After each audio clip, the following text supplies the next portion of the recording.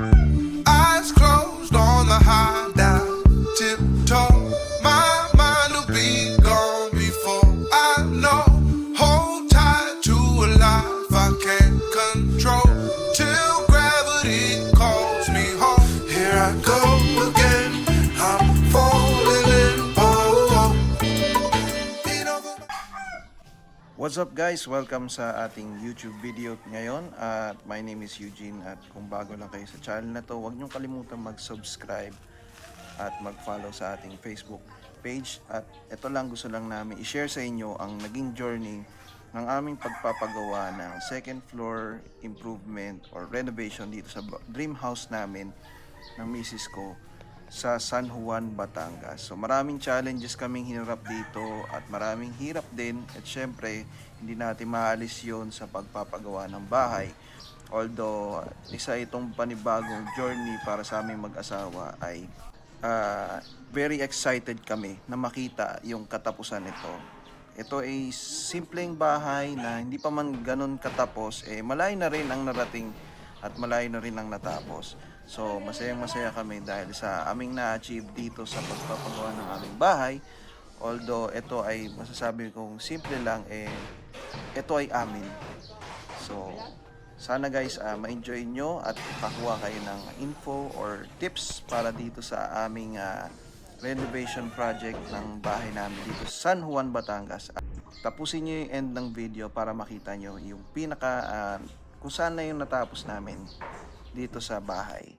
At yun lang guys, huwag nyo kalimutan mag-like, subscribe sa ating YouTube channel kung na-enjoy nyo at nagustuhan ito video na ito.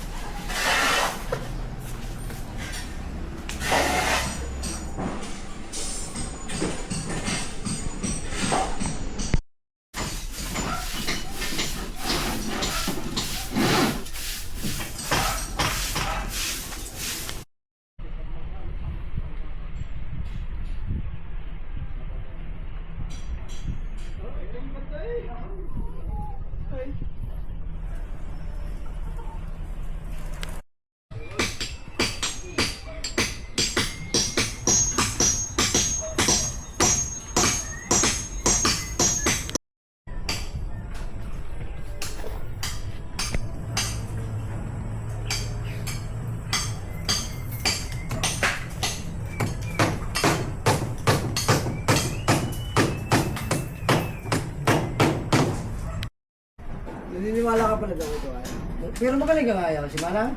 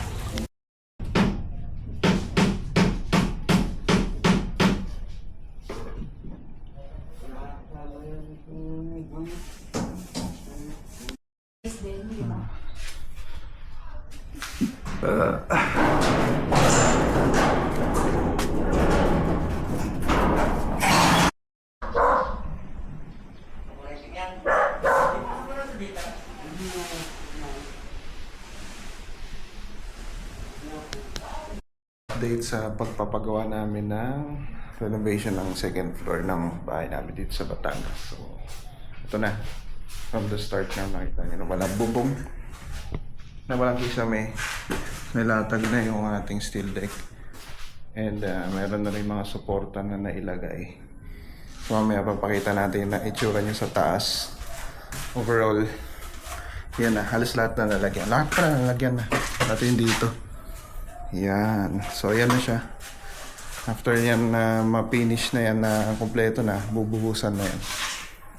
So, mamaya ka tayo.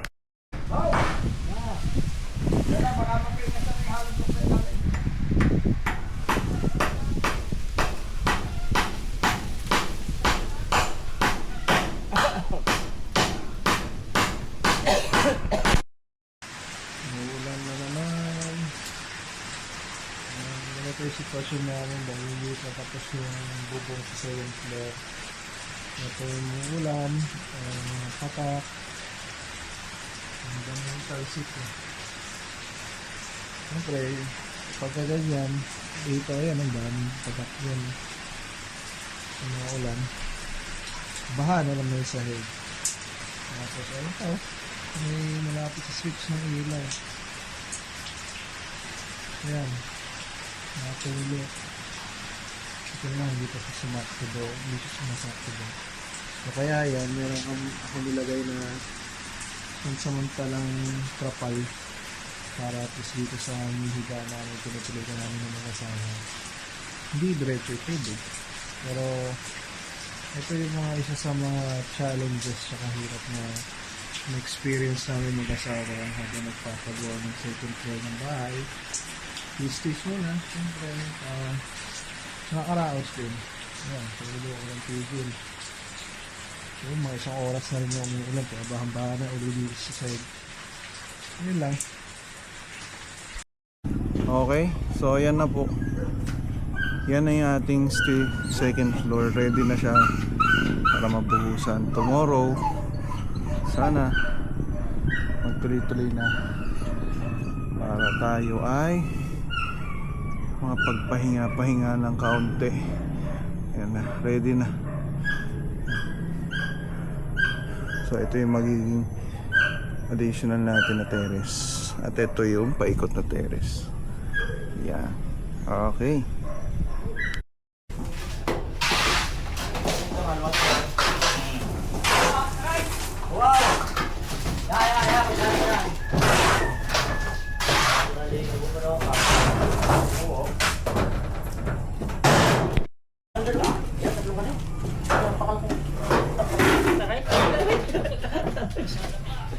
Papakainap na yan, tatlo lang yan.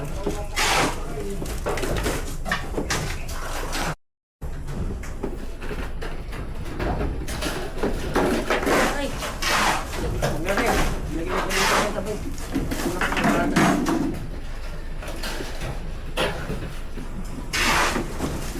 Marami kayo nag-mission. Marami kayo. Ha? Marami kayo. May sabot nga no, may sabot ko.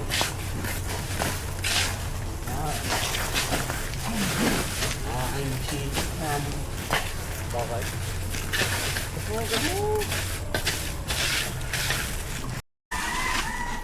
Ako'y nag-iyak.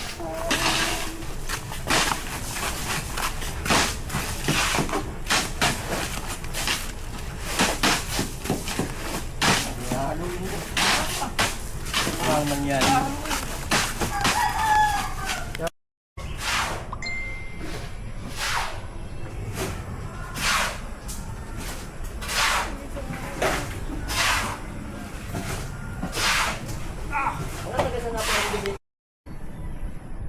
Unang araw ng pagbubuhos. Ito na yung mga nabuhusan pa lang. Mga gilid-gilid. Pinadaanan. Yung mga crack niya. Ayan, ito yung nagpapalan. Medyo malawak pa nga. Maubos pa nga dito isang L. Ayan yung pinaka-terrace na. Okay. Sana bukas kompleto na to.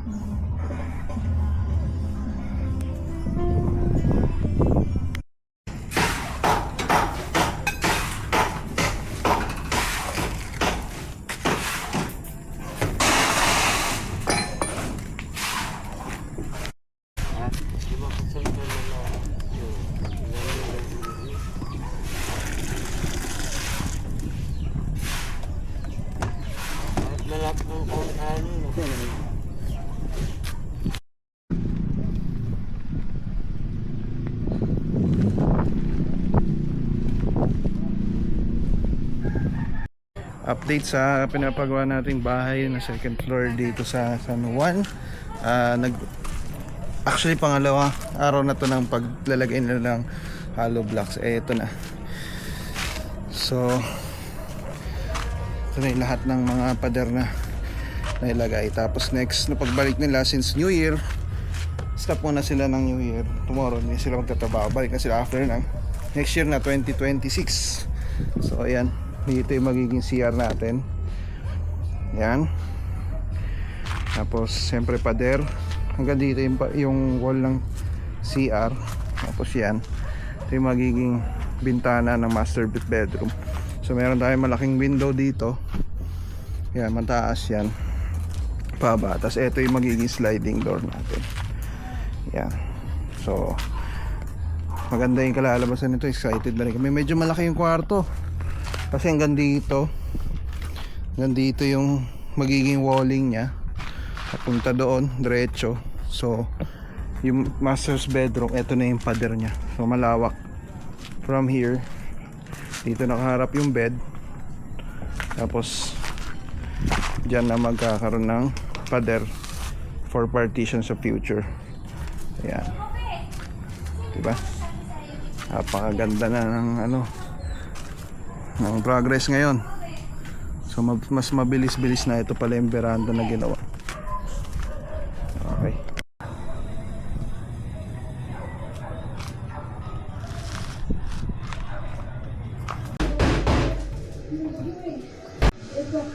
Maano, please.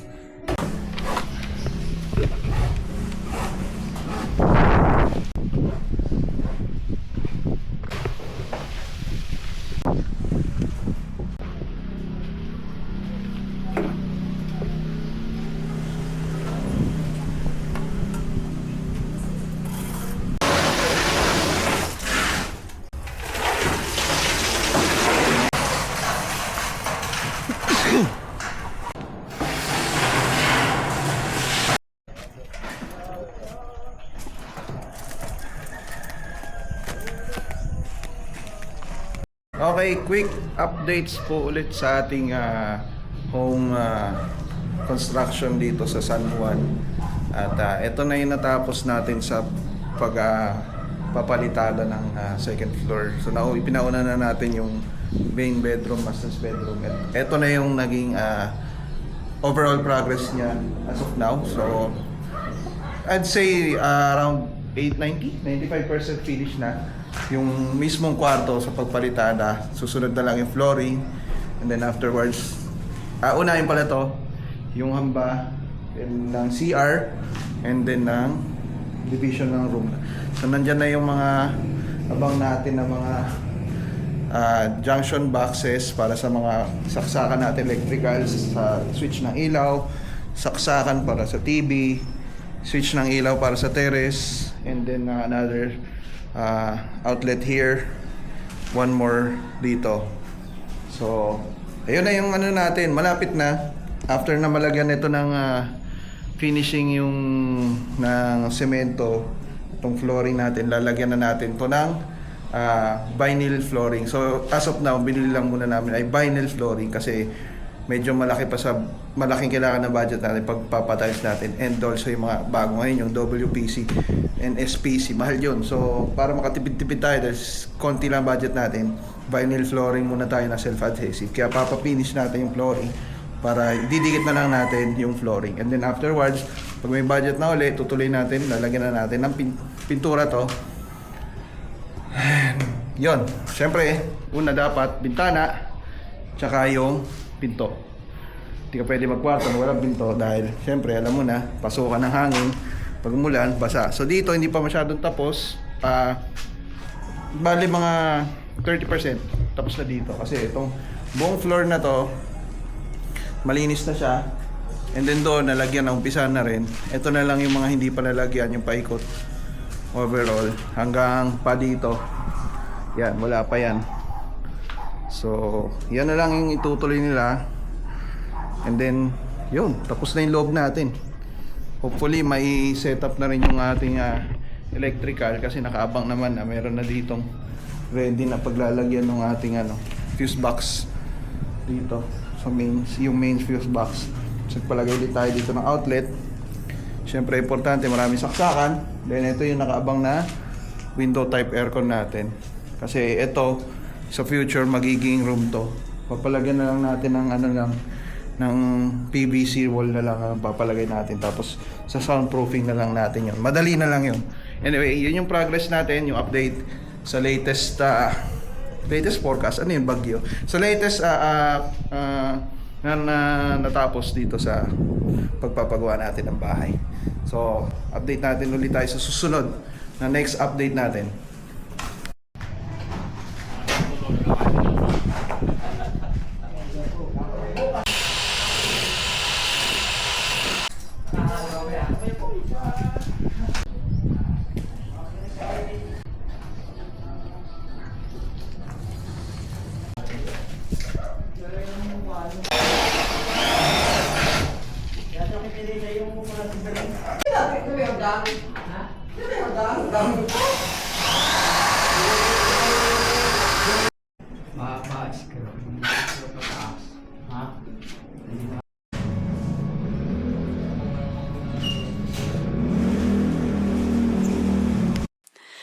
When your heart is racing, racing at the speed of light, and you feel like you got nowhere else to go. No, I hold you till the sun comes in the morning light. Yeah, I'll keep you safe, I'll never let you go. I'll never let you go. I'll never let you go.